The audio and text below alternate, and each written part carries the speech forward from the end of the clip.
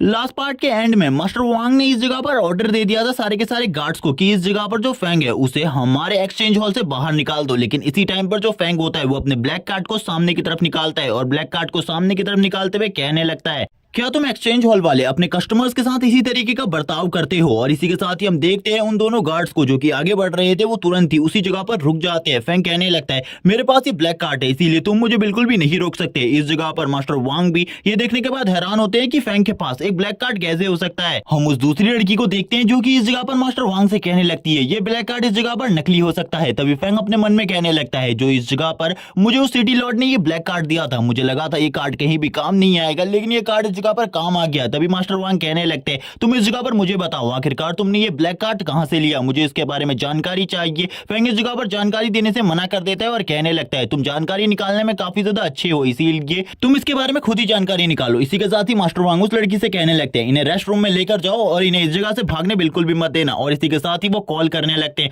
और वो कॉल में सभी लोगों से पूछ रहे होते हैं कि आखिरकार ये ब्लैक कार्ड किसका है। जबकि इसी के साथ ही बाहर का सीन दिखाया जाता है जिस जगह पर जो गार्ड्स होते हैं वो सभी लोगों को बाहर ही रोक रहे होते हैं और कहने लगते हैं, आप अभी एक्सचेंज हॉल में नहीं जा सकते, एक्सचेंज हॉल में कुछ प्रॉब्लम चल रही है जिस वजह से आप लोग अभी अंदर नहीं जा सकते। काफी सारे लोग इस जगह पर रुके हुए होते हैं। इसी के साथ ही सिटी लॉर्ड का सीन दिखाया जाता है जिस जगह पर सिटी लॉर्ड कहते हैं, आखिरकार तुम्हारी हिम्मत कैसी हुई उस ब्लैक कार्ड वाले पर्सन को रोकने की? क्या तुम्हें पता है वो पर्सन कितना ज्यादा इंपॉर्टेंट है हम लोगों के लिए? अगर तुमने उसे गुस्सा दिलाने की कोशिश करी या तुम्हारी वजह से उस बंदे को कोई प्रॉब्लम हुई तो भूल जाना, इस जगह पर तुम आगे से एक्सचेंज हॉल में नौकरी कर पाओगे, तुम्हें एक्सचेंज हॉल की जॉब से निकाल दिया जाएगा। ये सुनने के बाद इस जगह पर मास्टर वांग घबरा जाते हैं और कहने लगते हैं, सर मैंने इस जगह पर कुछ भी नहीं किया। लेकिन अब इस जगह पर सिटी लॉर्ड काफी ज्यादा भड़क जाते हैं और कहने लगते हैं, सिटी लॉर्ड कहने लगते हैं, अब मैं उस जगह पर खुद आने वाला हूं और इन सारी चीजों की जांच करने वाला हूं कि कहीं तुमने उस पर्सन को इस जगह पर गुस्सा तो नहीं दिला दिया। सिटी लॉर्ड काफी ज्यादा गुस्सा होते हैं मास्टर वांग के ऊपर और कहने लगते हैं, तुम्हें तो मैं बिल्कुल भी नहीं छोड़ूंगा अगर तुमने कोई भी गलती कर दी होगी तो। ये सुनने के बाद तो मास्टर वांग भी इस जगह पर घबरा जाते हैं और कहने लगते हैं, आखिरकार इस जगह पर जो फैंग है वो इतने ज्यादा छोटे बैकग्राउंड से होने के बावजूद सिटी लॉर्ड को कैसे जानता है, अब इस जगह पर मेरा क्या होगा? लेकिन तभी उन्हें एक और आइडिया आता है और वो कहने लगता है, मुझे इस जगह पर उस फोर्थ ट्रांसफॉर्मेशन वाले बंदे को इस बारे में बता देना चाहिए कि उस आर्मर का सेट हमारे पास आ चुका है। और इसी के साथ ही वो कॉल कर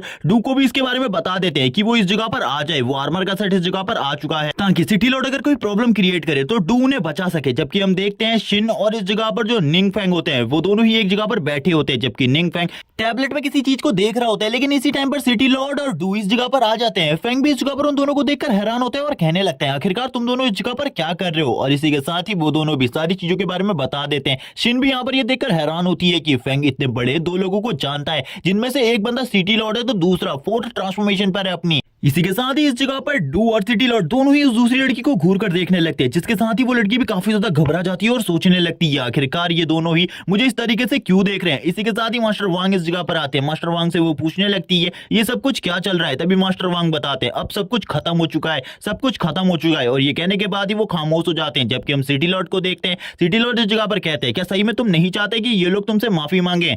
निंग फैंग इस चीज के लिए मना करता है और कहने लगता है, हम लोगों को इस जगह पर बात करनी चाहिए बाकी चीजों के बारे में जो कि इस जगह मैं करने के लिए आया हूं। जबकि इसी के साथ ही सिटी लॉर्ड कहते हैं, चलो ठीक है, अब इस जगह पर मैं तुम दोनों को ही नौकरी से निकालता हूं, इस जगह से निकल जाओ, आज के बाद कभी भी हमारे किसी भी एक्सचेंज हॉल के स्टोर पे दिखाई मत देना। ये सुनने के बाद तो मास्टर वांग और वो लड़की हैरान हो जाती है। लेकिन मास्टर वांग को सब कुछ पता था ये सब कुछ किसके वजह से हुआ, इसीलिए वो इस जगह पर कहने लगते हैं, बिच ये सब कुछ तुम्हारी वजह से हुआ है, अगर ना ही इस जगह पर तुम मुझे भड़काती और ना ही मेरे हाथों से ये सारी चीजें होती। जबकि इसी के साथ ही हम देखते हैं सिटी लॉर्ड को जो कि कहने लगते हैं, ये सब कुछ क्या हो रहा है, हम लोगों को इस जगह से चलना चाहिए, हम लोग वीआईपी रूम में जाकर सारी चीजों के बारे में बात करते हैं। अब हमें इन सभी को वीआईपी रूम के अंदर दिखाया जाता है, जिस जगह पर जो सीन होती है वो इन सभी लोगों को सर्व कर रही होती है। सीन इस जगह पर फैंग की तरफ देखते हुए सोच रही होती है, ये बंदा सही में काफी ज्यादा अमेजिंग है। जबकि इस जगह पर सिटी लॉर्ड भी सीन की तरफ देखते हुए कहते हैं, शायद से ये दोनों एक दूसरे को पहले से ही जानते हैं। सीन ने इस जगह पर हमारी एक्सचेंज हॉल की इज्जत को तो रख ही लिया है, इसके वजह से इस जगह पर जो हमारा एक्सचेंज हॉल है वो आगे चलकर काफी ज्यादा ग्रो कर सकता है, क्योंकि मास्टर फैंग काफी ज्यादा स्ट्रॉन्ग है। अगर उनका सपोर्ट हमसे छिन जाएगा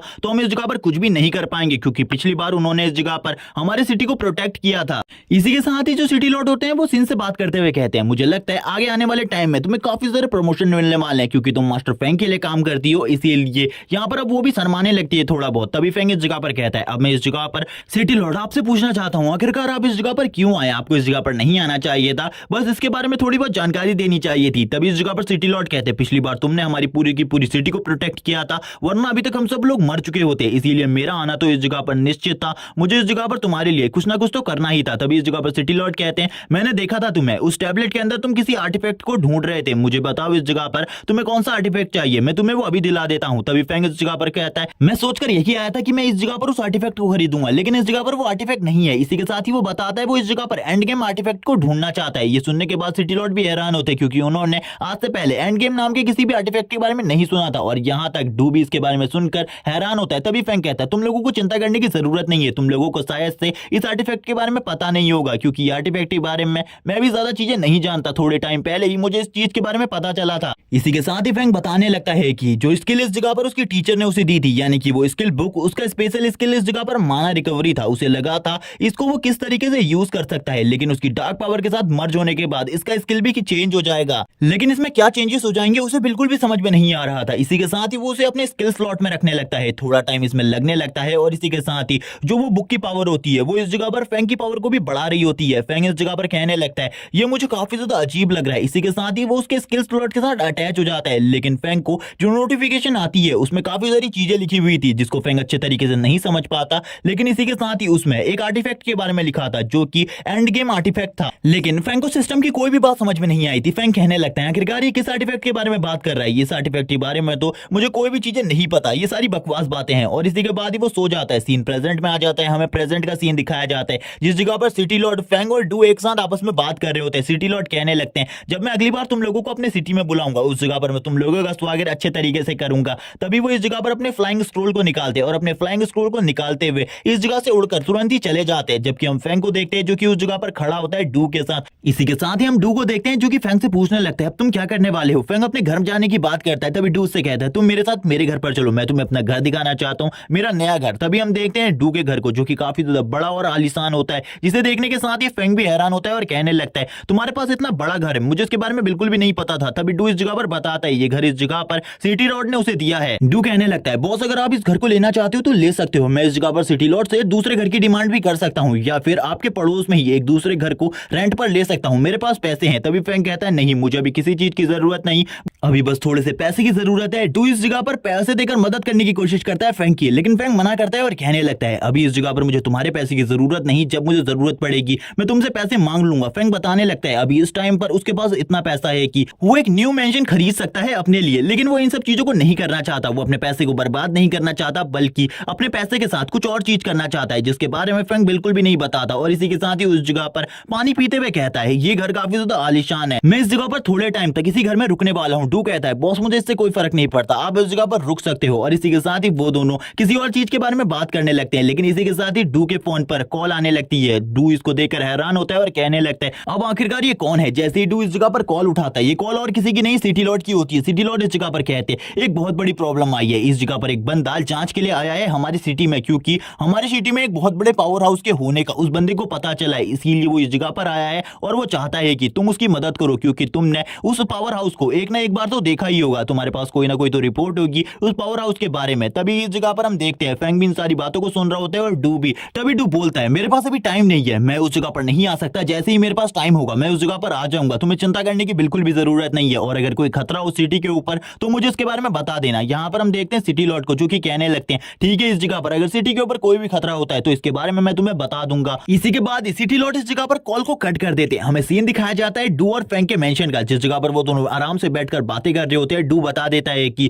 उसके खिलाफ इस जगह पर जांच वापस से स्टार्ट हो चुकी है, और इस बार जो जांच कर रहा है वो कोई और ही है, वो इस जगह पर हमारी सिटी से बिलोंग नहीं करता। अब हमें उस बंदे को दिखाया जाता है जो कि इन सारी इन्वेस्टिगेशन को कर रहा होता है, और वो कहने लगता है कि उस बंदे को ऐसा लगता है इस जगह पर अगर वो इस जगह पर नहीं आएगा तो वो इन्वेस्टिगेशन नहीं होगी, मैं उस पावर हाउस के बारे में सारी चीजें जानकर रहूंगा। इसी के साथ ही कॉन्फ्रेंस हॉल का सीन दिखाया जाता है, जिस जगह पर सभी लोग मौजूद होते हैं, और इस जगह पर जो बंदा इन सारी की सारी चीजों की इन्वेस्टिगेशन कर रहा होता है वो कहने लगता है, तुम लोगों को क्या लगता है इस जगह पर तुम्हारी सिटी में जो पावर हाउस है वो तुम्हारी मदद कर रहा है, वो तुम्हारी मदद नहीं कर रहा, बल्कि आगे चलकर तुम्हारी सिटी को और भी ज्यादा खतरे में डाल देगा। जबकि इस जगह पर शैडो मास्टर भी शांति से बैठी होती है, और वो बंदा यहाँ पर पावर हाउस के बारे में काफी सारी बुरी बुरी चीजें बोल रहा होता है और कहने लगता है, तुम लोगों को इस जगह पर मेरी मदद करनी चाहिए उस पावर हाउस के बारे में इन्वेस्टिगेशन करने में। तभी हम इस जगह पर शैडो मास्टर को देखते हैं, जो कि बोलने लगती है, हमने भी उसकी इन्वेस्टिगेशन करने की कोशिश करी थी, लेकिन हम इसमें फेल हो गए, और हमें इसके बारे में भी प्रूफ नहीं है कि हमारी सिटी में कोई बड़ा पावर हाउस है या फिर नहीं। तभी हम देखते हैं उस बंदे को, जो कि कहने लगता है, तुम लोगों को क्या लगता है इस जगह पर तुम लोग अगर इसके बारे में मुझे जानकारी नहीं दोगे तो मुझे पता नहीं चलेगा,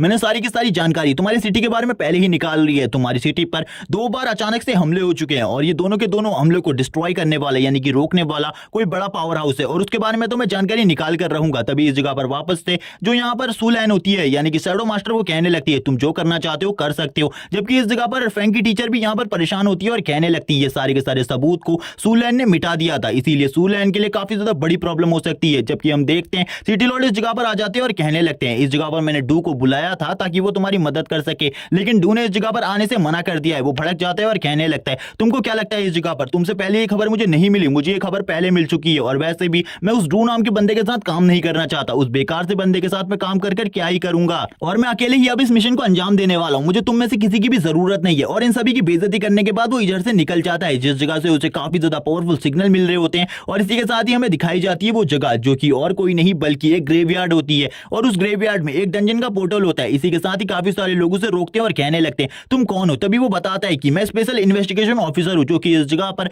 एक बड़े पावर हाउस को ढूंढने के लिए आया है। ये सुनने के बाद ही सभी लोग उसके रास्ते को छोड़ देते हैं क्योंकि उन्हें इस ऑफिसर के बारे में पहले ही पता चल चुका था कि ये काफी ज्यादा स्ट्रॉन्ग है। इसी के साथ ही वो लोग कहने लगते हैं सर ठीक है आप इस डंजन के अंदर जा सकते हैं, लेकिन डंजन के अंदर काफी ज्यादा खतरा हो सकता है, आप इन सारी चीजों को खुद ही हैंडल कर लेना। जिसके लिए इस जगह पर वो बंदा भी कहने लगता है चिंता मत करो मैं काफी ज्यादा स्ट्रॉन्ग हूं, मैं इसीलिए इन सारी चीजों को हैंडल कर लूंगा। और इसी के बाद ही वो उस पोर्टल से अंदर चला जाता है। उस पोर्टल से अंदर आने के बाद वो कहता है क्या उन लोगों को ऐसा लगता है कि मैं उस पावर हाउस को नहीं ढूंढ लूंगा, एक बार मैंने उस पावर हाउस को ढूंढ लिया उसके बाद उसकी सारी की सारी पावर्स मेरी होंगी और मैं जानना चाहता हूं किस तरीके से वो अपनी पावर को बढ़ाता है। तभी इस जगह पर वो काफी सारे बड़े बड़े होल्स को देखता है जिसके अंदर से काफी ज्यादा डार्क पावर निकल रही होती है और वो कहता है इसके अंदर से तो प्योर डार्क पावर निकल रही है, मुझे इसके बारे में नहीं पता लेकिन ये जो डार्क पावर है ये काफी ज्यादा खतरनाक है, मैंने आज से पहले कभी भी इतनी ज्यादा प्योर डार्क पावर नहीं देखी। लेकिन वो हंसने लगता है और हंसते हुए कहता है अब ये जगह पूरी की पूरी मेरी है, ये सारी की सारी डार्क पावर मेरी है, एक बार मैंने इसे एब्जॉर्ब कर लिया तो शायद से मैं उस पावर हाउस से भी ज्यादा स्ट्रॉन्ग बन जाऊं। और इसी के साथ ही वो अब इस डार्क पावर को अपनी बॉडी के साथ मर्ज करने लगता है और भी ज्यादा स्ट्रॉन्ग बनने के लिए। इसी के साथ ही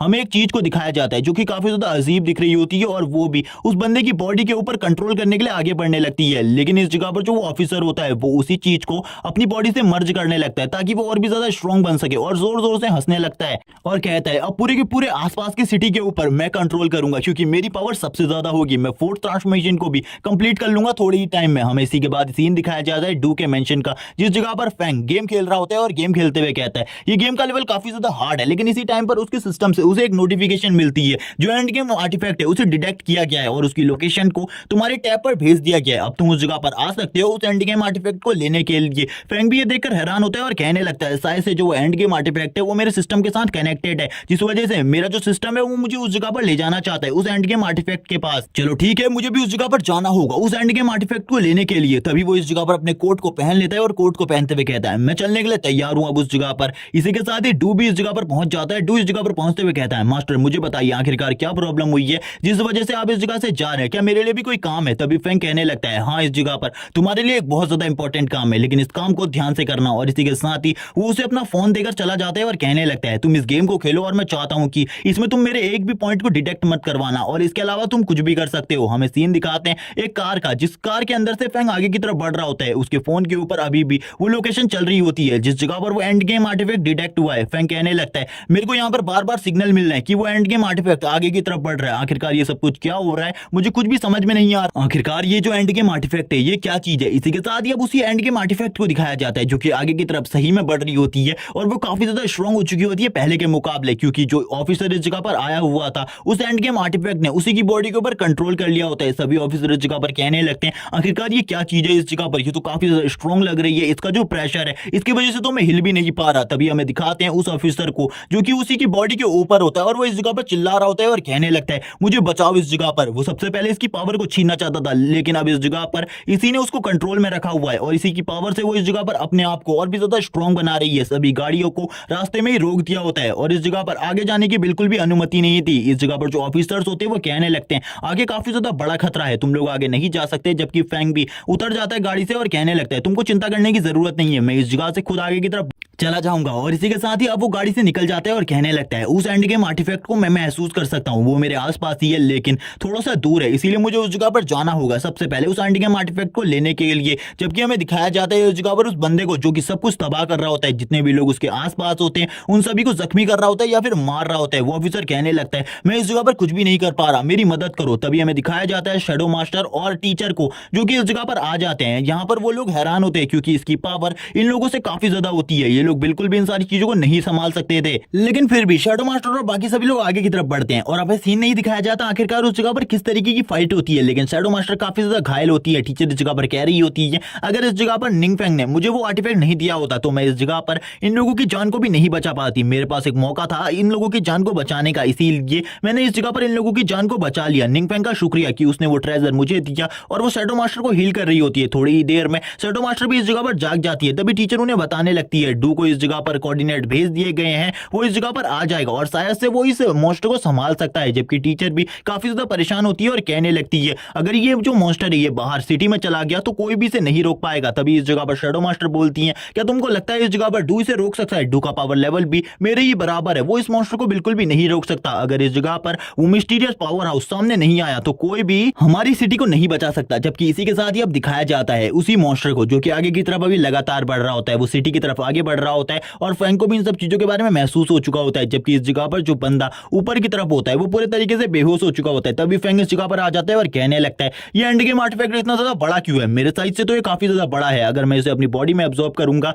तो आखिरकार इसका क्या साइड इफेक्ट होगा मेरी बॉडी के ऊपर। जबकि वो एंड गेम आर्टिफैक्ट भी काफी ज्यादा गुस्सा हो जाता है फैंग को अपने सामने देखकर और कहने लगता है बच्चे इस जगह पर तुम भी अब इन सभी लोगों की तरह मरने वाले हो। फैंग के ऊपर हमला करता है लेकिन फैंग उसके पहले हमले से इस जगह पर बच जाता है और कहने लगता है ये तो मेरे ऊपर हमला कर रहा है, मुझे इस जगह पर जल्दी से अपने काम को स्टार्ट करना होगा वरना मेरे साथ ये बहुत ज्यादा बुरा कर सकता है। लेकिन फैंग को इस जगह पर ज्यादा चीजों से कोई भी फर्क नहीं पड़ता। फैंग कहने लगता है चलो ठीक है देखते हैं आखिरकार ये कितना ज्यादा स्ट्रॉन्ग है। इसी के साथ ही फैंग भी अपनी ब्रेथ को रिलीज करने लगता है, वो दोनों ही अपनी पावर को रिलीज कर रहे होते हैं। जबकि वो एंड गेम आर्टिफैक्ट फैंग के ऊपर हमला करने के लिए आगे बढ़ता है। तभी फैंग के आगे का जो प्रोटेक्टिव बैरियर होता है वो आगे की तरफ सामने आ जाता है जिस वजह से वो एंड गेम आर्टिफैक्ट कुछ भी नहीं कर पाता। अब उसके भी पसीने छूटने लगते हैं, आखिरकार ये कौन है जो कि इतना ज्यादा स्ट्रॉन्ग है। तभी फैंग कहने लगता है जल्दी से इस जगह पर स्टार्ट करो और वो सिस्टम से कहता है इसे मेरी बॉडी के साथ मर्ज करना स्टार्ट करो और सिस्टम भी इन सारी चीजों को करना स्टार्ट कर देता है। और इसी के साथ ही फैंग कहता है यहाँ पर मुझे कुछ फील क्यों नहीं हो रहा, जैसे कि मेरी बॉडी के अंदर एब्जॉर्ब हो रहा हूँ, मुझे तो कोई भी फीलिंग नहीं आ रही। तभी सिस्टम उसे बताता है अभी ये सारी चीजें स्टार्ट नहीं हुई है, रुकिए इस जगह पर, थोड़ी ही देर में ये सारी चीजें स्टार्ट हो जाएंगी। तभी जो वो एंड गेम आर्टिफैक्ट होता है वो फैंग की बॉडी के साथ मर्ज होने लगता है। जबकि इस जगह पर वो रोकने की कोशिश कर रहा होता है, अपने आप को रोकने की कोशिश कर रहा था इन सारी चीजों को करने से, लेकिन वो बिल्कुल भी नहीं रोक पाता। उसकी बॉडी फैंग की बॉडी के साथ लगातार मर्ज हो रही थी। फैंग कहने लगता है मुझे ऐसा लगता है इस जगह पर ये अपने आप को रोकने की कोशिश कर रहा है लेकिन बिल्कुल भी नहीं रोक पा रहा क्योंकि मेरी डार्क पावर काफी ज्यादा है। इसी के साथ ही अब फैंग को काफी सारे विजन्स आने लगते हैं जिसमें वो अलग अलग टाइप के मॉन्स्टर्स को देख रहा होता है जो कि काफी ज्यादा स्ट्रॉन्ग होते हैं और उनमें वो कुछ ऐसे भी मॉन्स्टर देखता है जिनका पावर लेवल फैंग से भी ज्यादा होता है। लेकिन थोड़ी ही देर में फैंग इस जगह पर उस मॉन्स्टर की बॉडी को एब्जॉर्ब कर लेता है और उसके सारे के सारे स्टैट पॉइंट 100 प्लस हो चुके होते हैं। इसी के साथ ही फैंग कहने लगता है अभी मेरे पास करंटली इतनी पावर है कि मैं एक थॉट ट्रांसफॉर्मेशन वाले बंदे को भी इजीली डिफीट कर सकता हूं। उसकी स्ट्रेंथ भी मेरे सामने कुछ नहीं है, यहां तक कि जो डू है वही मुझे डिफीट कर सकता है। इस टाइम पर डू भी इस जगह पर आ जाते हैं और कहने लगता है मास्टर बॉस आप इस जगह पर क्या कर रहे हो, बॉस आपको इस जगह पर नहीं होना चाहिए था। फैंग कहने लगता है मुझे खतरा महसूस हुआ था, मैं इस जगह पर आ गया, मैंने पहले ही इस जगह पर इस मॉन्स्टर को ठिकाने लगा दिया है, अब इस जगह पर मुझे क्या करना चाहिए। यहां पर डू कहने लगता है बॉस आपको चिंता करने की जरूरत नहीं है, जो भी मसला है इस जगह पर मैं उसे संभाल लूंगा। मुझे भी इस जगह पर कॉल आया था, इन सारी चीजों के बारे में बताया गया था कि मुझे इस मॉन्स्टर को संभालना है, लेकिन आपने पहले ही इस जगह पर सारी चीजों को संभाल लिया तो मुझे चिंता करने की जरूरत नहीं है। इसी के साथ ही डू अपने बॉस के बारे में सोचने लगता है और कहता है बॉस सही में काफी ज्यादा स्ट्रॉन्ग है, मैं जितना स्ट्रॉन्ग इन्हें समझता हूं ये उससे भी ज्यादा स्ट्रॉन्ग है, क्योंकि अगर मैं इस जगह पर इस मॉन्स्टर से फाइट करता मैं भी इससे नहीं जीत पाता। लेकिन आखिरकार बॉस ने इसे कैसे डिफीट किया, क्योंकि इस जगह पर मुझे बॉस की डार्क पावर बिल्कुल भी फील नहीं हो रही। फैंग कहने लगता है मैं तुमसे चाहता हूं कि इन सारी चीजों को तुम ठिकाने लगा दो क्योंकि तुम इन काम को अच्छे तरीके से कर सकते हो। डू कहता है बॉस चिंता मत करो, इन सारी चीजों को मैं बहुत ज्यादा इजीली कर लूंगा। लेकिन इसी के साथ ही फैंग उस जगह से काफी ज्यादा तेजी से जाने लगता है। वो फैंग की पावर्स को देखकर हैरान हो जाता है और कहने लगता है पहले बॉस की स्पीड इतनी ज्यादा नहीं थी लेकिन अब बॉस की स्पीड इतनी ज्यादा कैसे बढ़ गई। मुझे ऐसा लगता है बॉस ने ऐसी काफी सारी चीजें हैं जो कि मुझसे भी छुपा रखी हैं, ये काफी ज्यादा अच्छी बात है। मुझे लगता है बॉस पहले से ज्यादा स्ट्रॉन्ग हो चुके होते हैं। इसी के साथ ही फैंग कहने लगता है सभी लोगों को लगता है मैं कोई बड़ा पावर हाउस हूं, लेकिन इस जगह पर उन लोगों को नहीं पता मेरा लेवल खाली फर्स्ट ट्रांसफॉर्मेशन है। इसी के साथ साथ ही सीन शिफ्ट हो जाता है और हमें सीन दिखाया जाता है उसी कॉन्फ्रेंस हॉल का, जिस जगह पर उस बंदे को जो कि इस जगह पर सारी जानकारियों को एकत्र कर रहा था, उसको अब जेल में डाल दिया गया है, क्योंकि सभी लोगों को इस बंदे के बारे में पता चल गया था कि ये सबसे पहले उस ऑब्जेक्ट की सारी पावर को एब्जॉर्ब करना चाहता था, लेकिन बाद में उस ऑब्जेक्ट ने इसकी बॉडी के ऊपर कंट्रोल कर लिया और कंट्रोल करने के साथ ही सारी बुरी चीजें करना स्टार्ट कर दिया, जैसे कि काफी सारे लोगों के ऊपर हमला किया, काफी सारे सोल्जर्स की जान ले ली, जिनका दोषी इसे ही माना गया है। इसी के साथ ही हम देखते हैं इस जगह पर सुलैन को, जो कि इस जगह पर कहने लगती है, डू मैं तुमसे काफी सारी चीजों के बारे में जानना चाहती हूँ, मुझे बताओ इस जगह पर क्या सही में हमारी सिटी के अंदर कोई बिग शॉट है, यानी कि कोई बड़ा पावर हाउस। यहाँ पर सिटी लॉर्ड भी काफी ज्यादा खुश होते हैं और कहने लगते हैं इन सब चीजों के बारे में कहने की क्या बात है, सही में हमारी सिटी के अंदर कोई बड़ा पावर हाउस है, क्योंकि उसी ने हमारी जान बचाई, अगर वो नहीं होता तो अभी तक हम मर चुके होते। सभी लोग इस जगह पर काफी ज्यादा खुश होते हैं और डू से पूछने लगते हैं, हमारा तुमसे क्वेश्चन है, हमें जल्दी बताओ, क्या तुम इस जगह पर उस बड़े पावर हाउस से मिले हो? डू इस जगह पर कहने लगता है, तुम लोग आखिरकार इन सारी चीजों के बारे में जानना क्यों चाहते हो? लेकिन फिर भी इस जगह पर मैं तुम्हें बता दूं कि मैं उस बिग शॉट को जानता हूं, इस जगह पर वो जो भी पावर हाउस है मैं उससे मिल चुका हूं और थोड़े ही टाइम पहले मैं उससे मिला हूं। ये सुनने के बाद सभी लोग हैरान होते हैं। इस जगह पर वो कहने लगते हैं, हमें और जानना है उस बिग शॉट के बारे में। लेकिन इसी के साथ ही ये पार्ट इस जगह पर एंड हो जाता है। नेक्स्ट एपिसोड में पता चलेगा क्या डू इस जगह पर फैंग की सच्चाई के बारे में इन सभी लोगों को बता देगा। नेक्स्ट एपिसोड देखने के लिए 3 के लाइक और 400 कमेंट्स का टारगेट कंप्लीट कर दो। Okay bye guys.